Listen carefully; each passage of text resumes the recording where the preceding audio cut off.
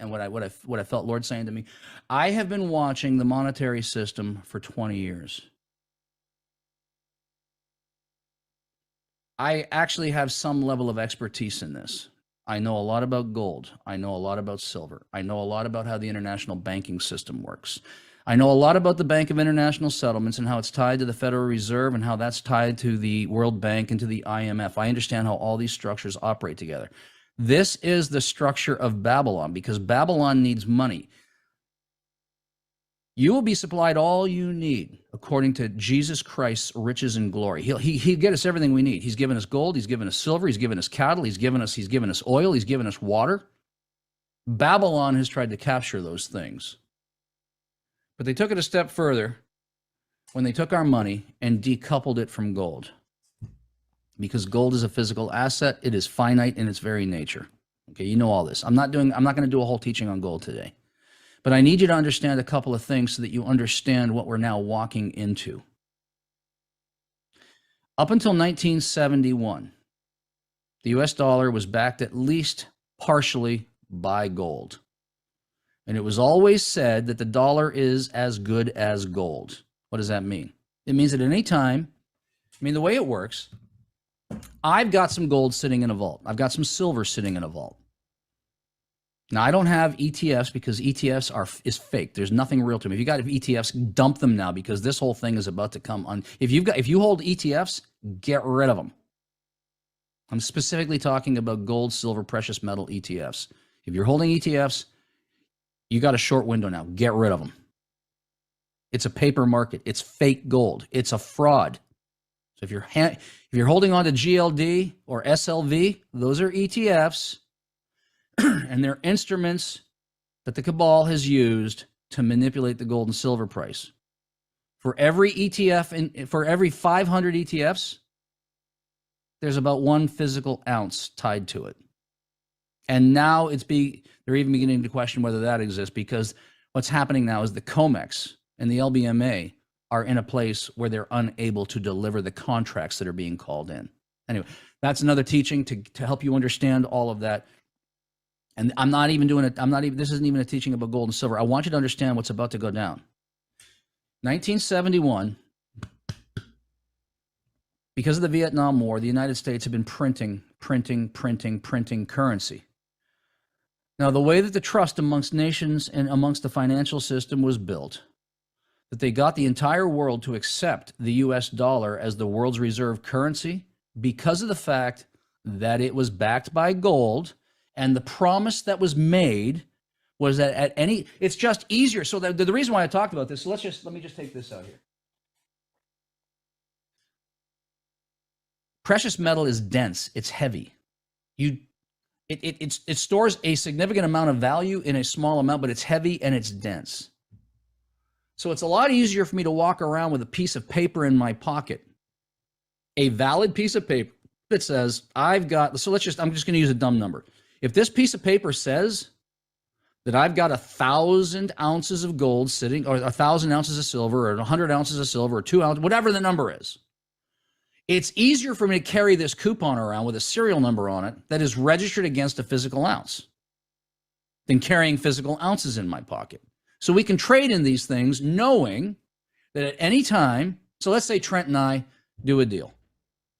And I say, hey, Trent, I've got the cost of this guitar you want to send me is 100 ounces of silver. Now, I don't know if he's into guitars or not. I'm using a dumb number. I've never owned a guitar. I've played lots of tennis rackets, and they have been my Tom Cruise instrument, okay? So it's just an example.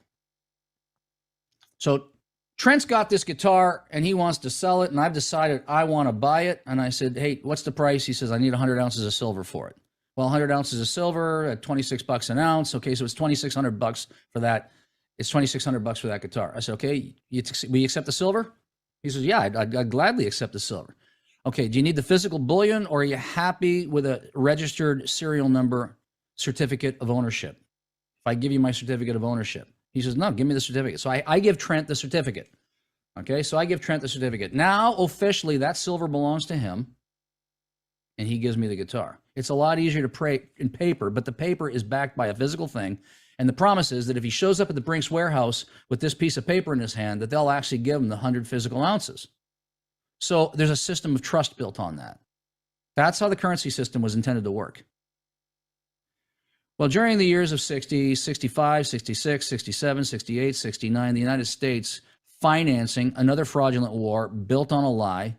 The Gulf of Tonkin incident never ever happened, okay? Anyway, that's another story for another day, okay?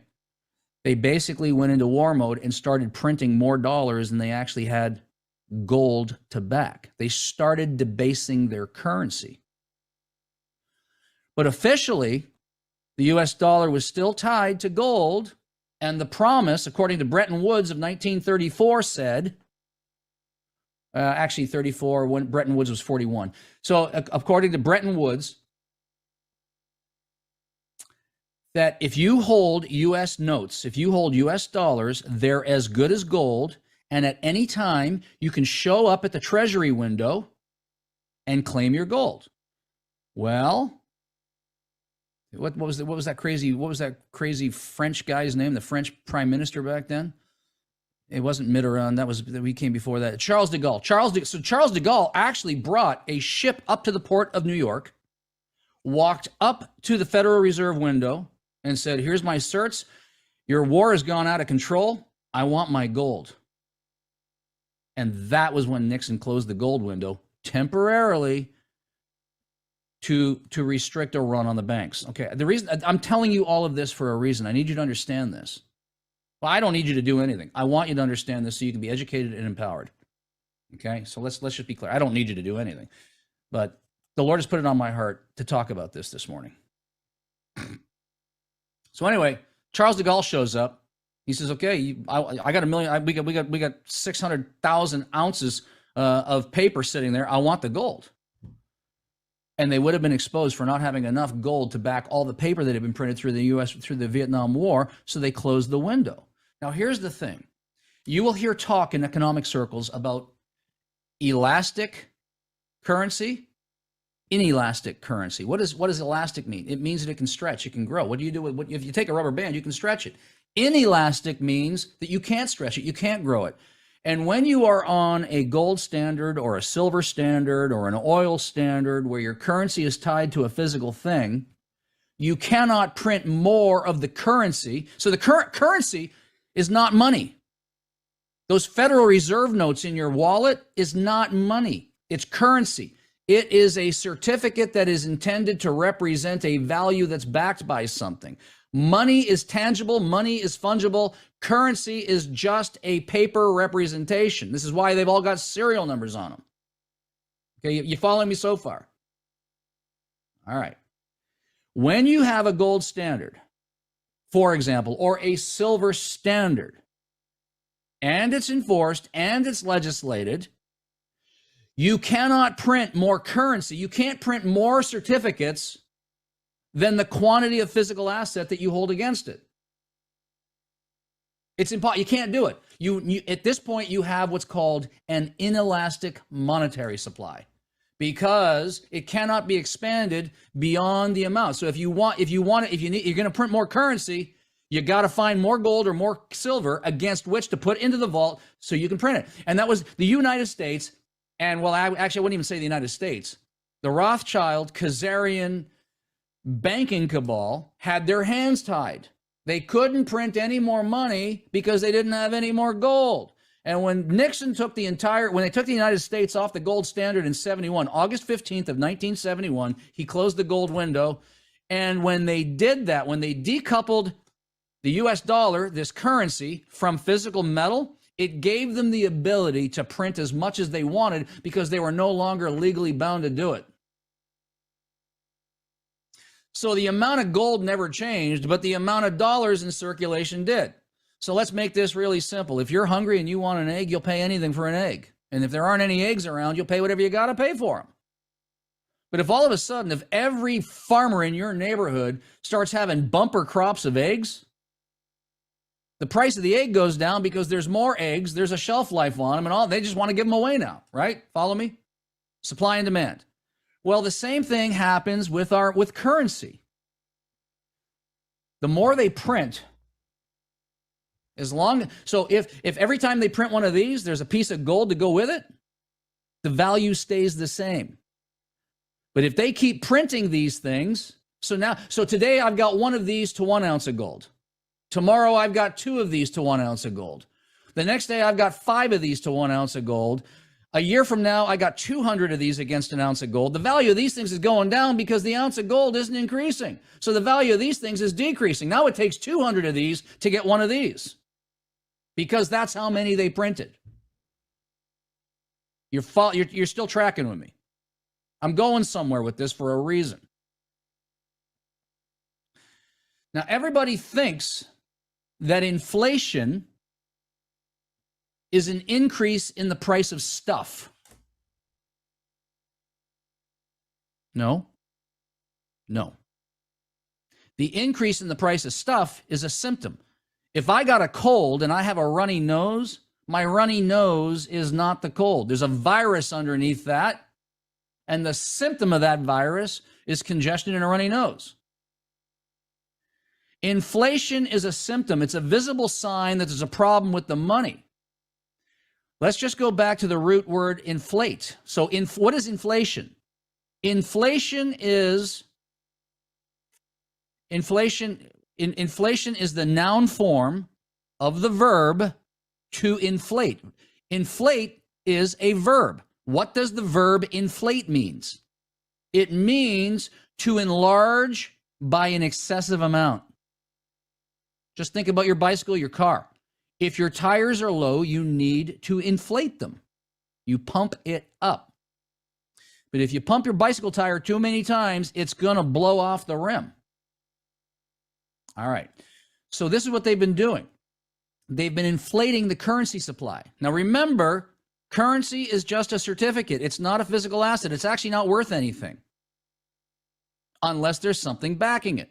So inflation is increasing the size of the monetary base without increasing the size of the value base underneath it.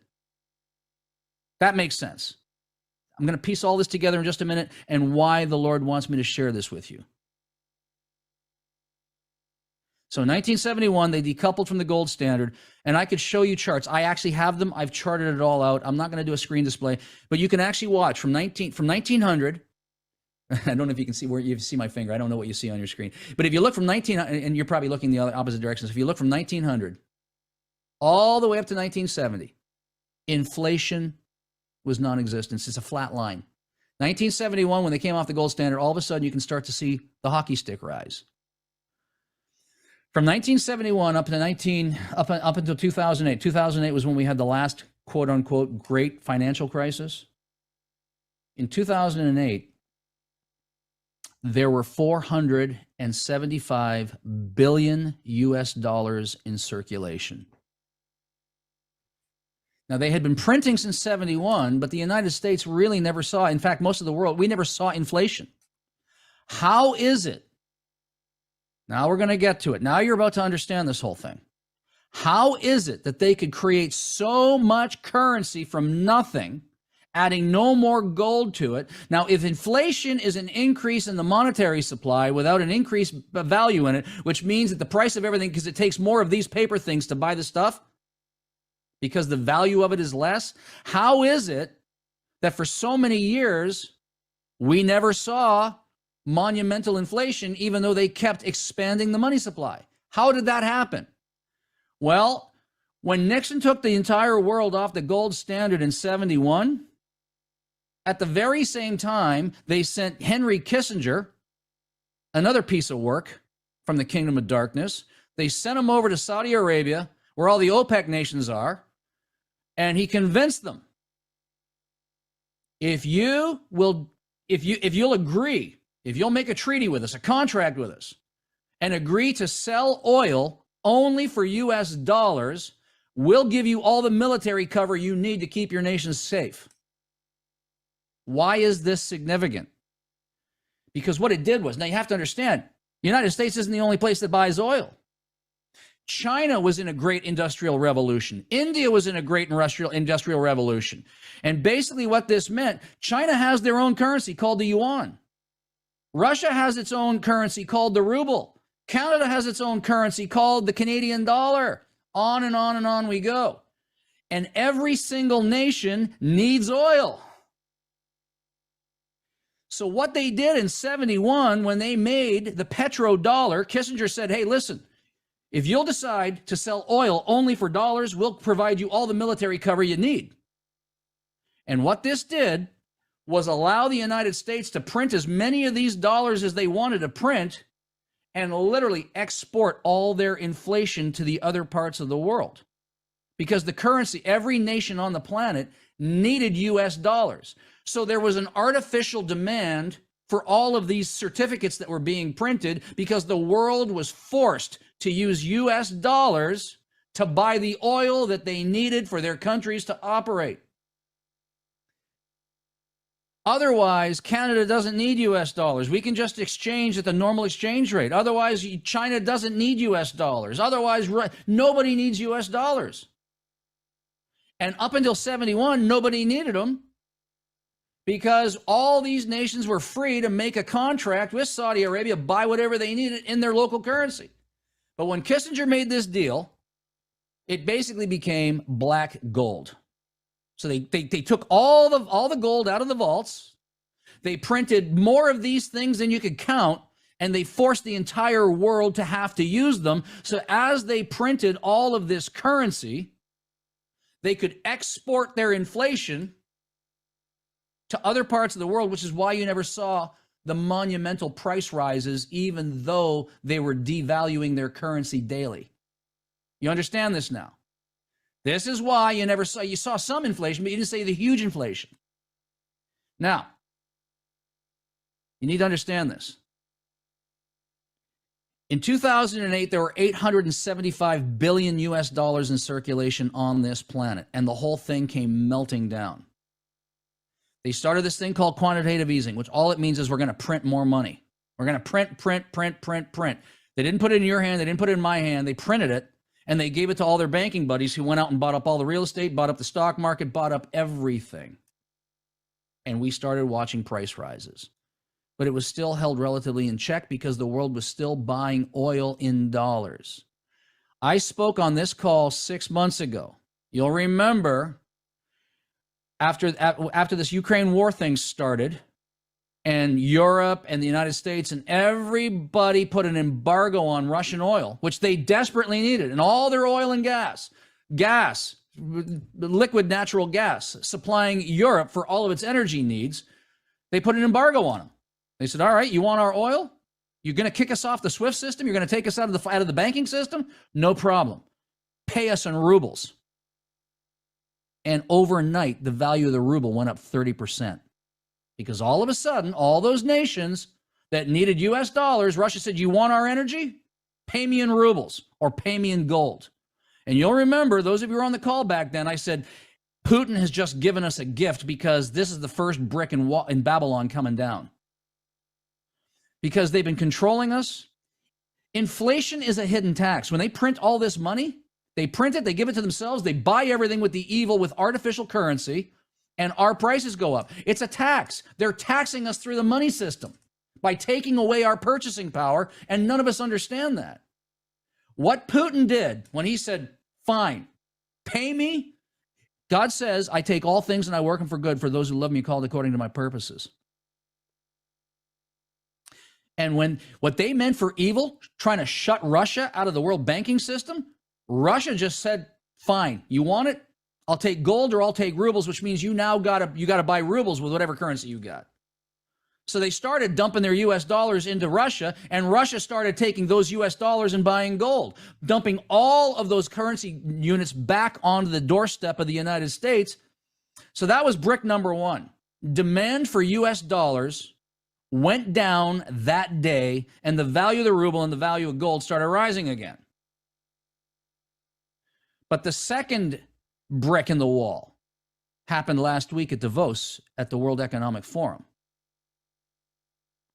The Crown Prince of Saudi Arabia made an official statement that the petrodollar is over and they are now open to trading oil for yuan, rubles, and gold. The world doesn't need US dollars anymore. They've broken the contract. Now, what this means is that all of those dollars that are sitting in foreign reserve accounts that nobody needs anymore are going to come back to the place where they were printed. And you're going to start to see inflation really rapidly rise. And what I think is about to happen, now that Russia has been taken off of the US dollar because they thought they were going to penalize them with it, actually their economy has increased because of it, because their gold holdings have gone up and the value of their ruble has gone up. Their economy is booming. But now that Saudi Arabia and all the OPEC nations are now accepting any currency under the sun, primarily Indian rupee, Chinese yuan, and Russian rubles, the petrodollar scheme is now broken, and we're going to start to see a rapid devaluation of the US dollar.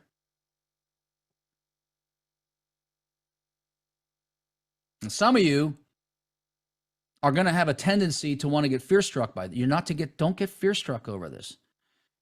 Babylon is a system that was created to control us, that they could run the monetary system and control us all through money and inflate the tar out of it. Because if they took your income tax and made it to 75%, there'd be a revolt.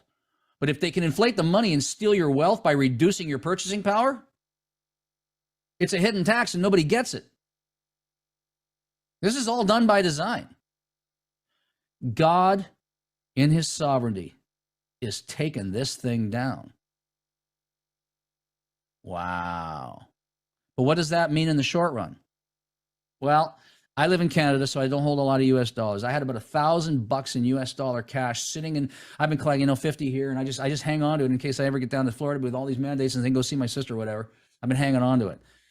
I felt it in my spirit last week. So this is a metaphor, it's an example, but I literally did this. I took my US dollars and I went and converted them into silver. So I got about $8 US left. Now, if you live in the States, you need some. You're going to need some currency. There's going to be a short run when cash is going to be important until people figure out what actually happened. But I think sometime between now and the 1st of March, we're going to see a 30%. And I'm just putting out a number, but I think it's going to be probably a 30% devaluation of the US dollar, because now Russia's off it. They've shut them out of the SWIFT system. They've shut them out of the world banking system. And Saudi Arabia now has said, we'll take any currency. It doesn't need to be US dollars anymore, which means all that artificial demand is gone. And now those dollars that have been printed are going to come home to roost. People don't understand how much currency has been created. In 2008, there were 475 billion US dollars in circulation. In 2020, there were 8 trillion of them.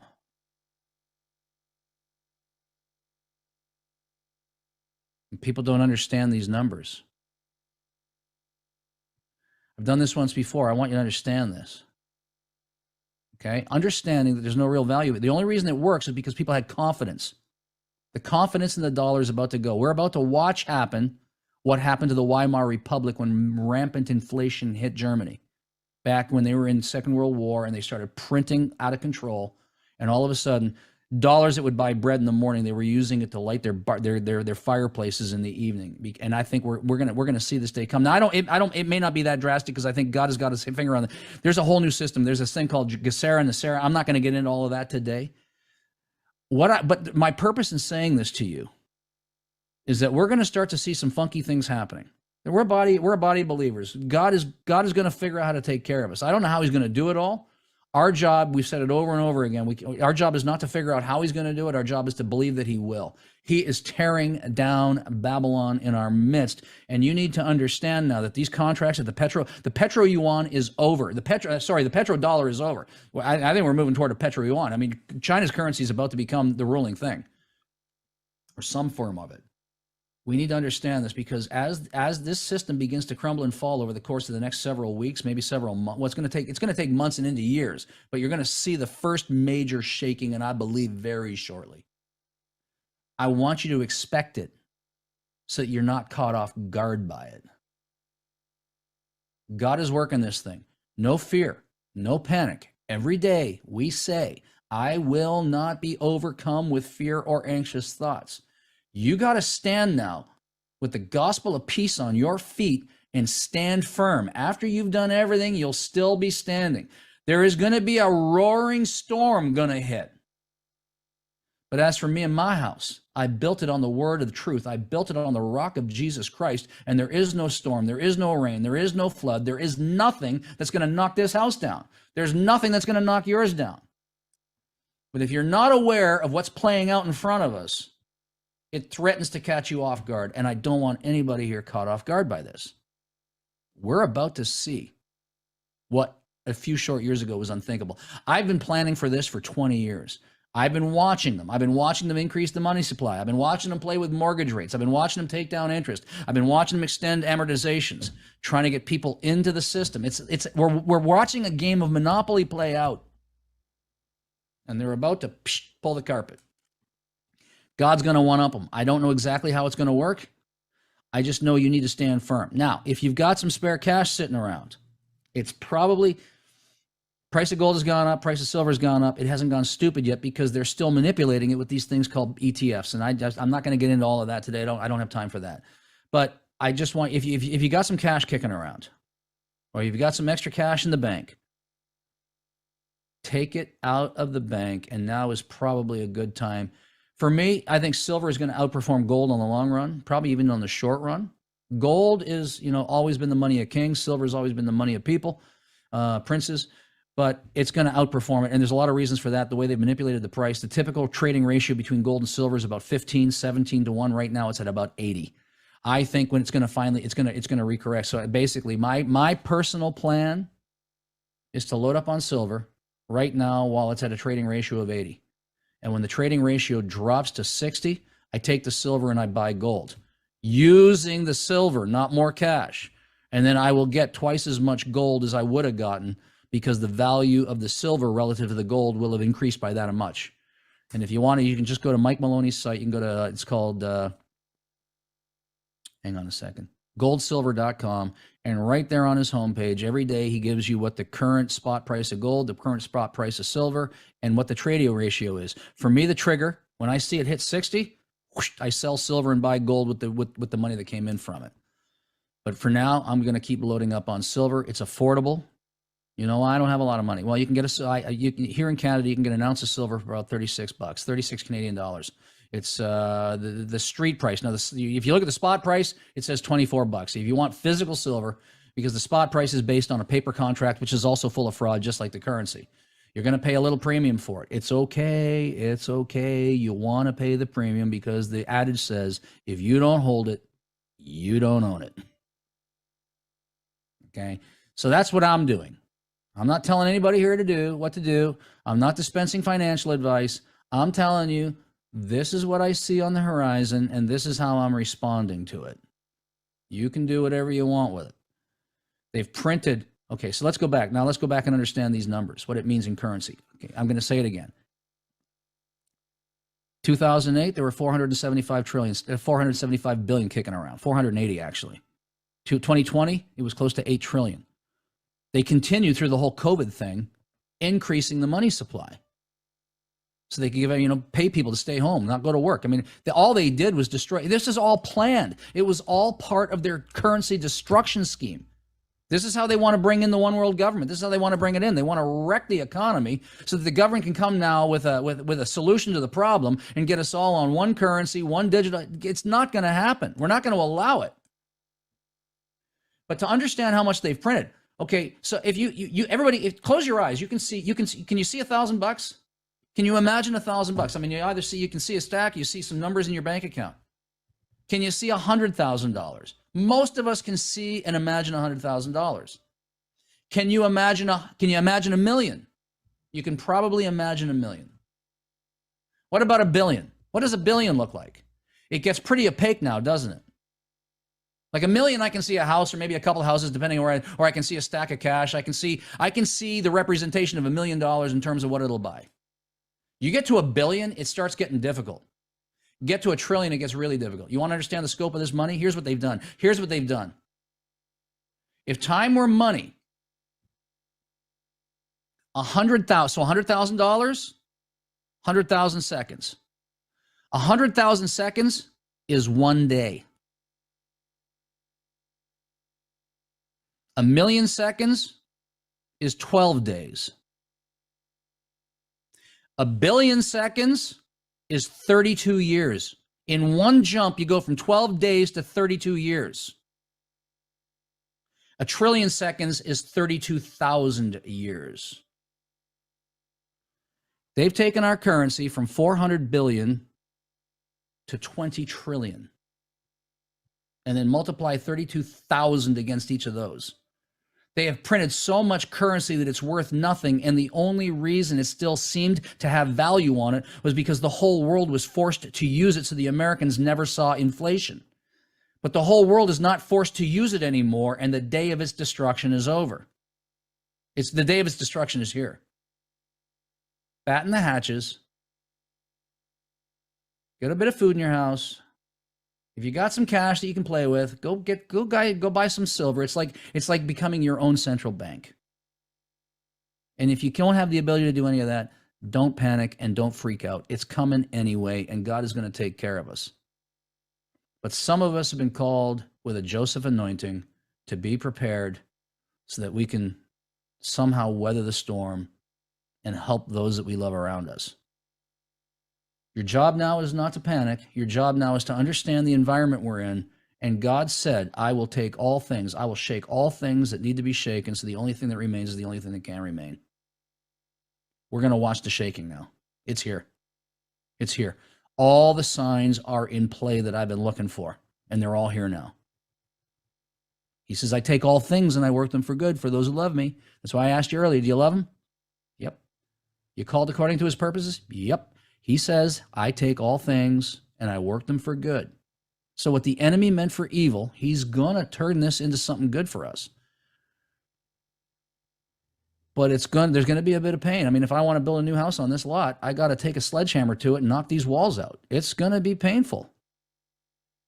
There's a gap in between the old coming down and the new going up. And I want you firm and secure, understanding that what's coming is actually born and ordained of God. The enemy has tried to do this to bring in their one world system. We're not going to allow it. We've been decreeing against it. That was what that whole World Economic Forum decree was all about. A whole week of taking that thing down. We're about to watch their thing crumble and fall. Now the whistleblowers are coming. They're lying like thieves. They're trying to blame the unvaxxed for the vaxxed. It's just all the narratives are crumbling now. So on the one hand, that's what I see on the financial side. But if I look at the headlines and I look at the whistleblowers and the truth that's being exposed, God is on the move. The Lion of the tribe of Judah, he is covering us. He's got it all worked out. Their system is crumbling before our very eyes. And that which they tried to perpetrate, it will not succeed. The plan might be formed, but it will not prosper. The tongue might rise, but we refute it today in the name of Jesus Christ. God bless each and every one of you. Don't be afraid of what I just shared with you. I want you to be encouraged by that. I want you to understand that the system that needs to come down is about to come down.